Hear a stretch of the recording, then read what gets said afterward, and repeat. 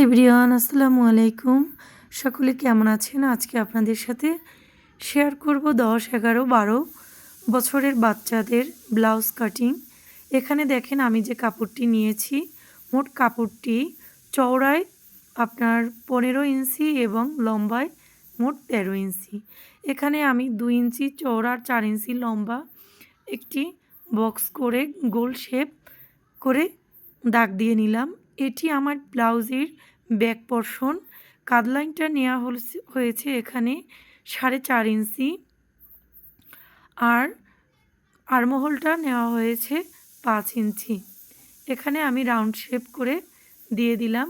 এখানে আমার বডি হবে 6.5 ইঞ্চি, এক্সট্রা আরও 1 ইঞ্চি নিয়ে নিলাম।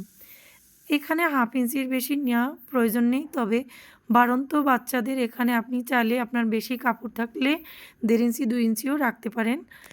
আমার ব্লাউজটি মোট লম্বা হবে 11 ইঞ্চি, আমি নিচে আর 1.5 ইঞ্চি বেশি দিয়ে নিয়েছি, কারণ ব্লাউজের নিচটা যদি একটু চওড়া ভাঁজ ভাঙা হয় তাহলে এটা ভালো হয়।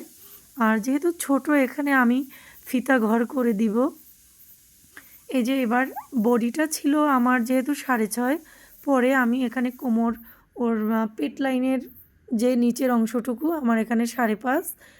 এখন উপর থেকে আমার মিডল বের করতে হবে। এখানে আমি উপর থেকে 7 ইঞ্চি নিচে দাগ দিয়ে নিলাম, পরে আমি নিচে মিলিয়ে নিলাম। সাইড থেকে আমার 3 ইঞ্চি রয়েছে। এবার ব্যাক পার্টটি আমি ফ্রন্ট পার্টের উপর উঠিয়ে কেটে নিলাম।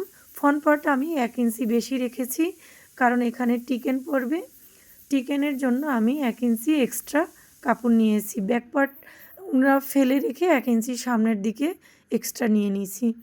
এই যে এখন আমি ব্যাক পার্টের গলা যে কাটিং করেছিলাম সেই অনুযায়ী আমি দাগ দিয়ে আমি এখানে প্রথমে একটু ডিজাইন গলা কাটিং করতে চেয়েছিলাম, পরে মত চেঞ্জ করে আবার রাউন্ড করে কেটে নিয়েছি।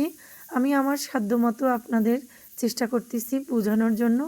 যদি আপনারা ভিডিওটি না দেখে বুঝেন, কোথাও না বুঝেন, অবশ্যই কমেন্ট বক্সে জানাবেন, আমি সেখানে বলে দিব। এই যে হয়ে গেল কাটিং করা। এখন আমি যে এটির দূরত্ব এবং পুরুত্ব কতটুকু দিব, এখানে দেখেন আমি 1.5 ইঞ্চি করে বাটি ঘর বানিয়ে নিলাম, আর 3 ইঞ্চি দূরে মিডলটা হয়েছে আপনার। এই যে এখন হাতাটা কাটিং করে নিলাম, যার যার পছন্দ অনুযায়ী লম্বা হবে। পরে ব্লাউজের পটিগুলো কেটে নিলাম। যে এখানে দেখেন ওই যে টুকরো কাপড়গুলো রয়েছে, এ থেকে আমার ব্লাউজের পটি হয়ে গেছে। আপনাদের কাছে একটি রিকোয়েস্ট, আমার ভিডিওগুলো ভালো লাগলে অবশ্যই একটি লাইক, কমেন্ট, শেয়ার করে দিবেন।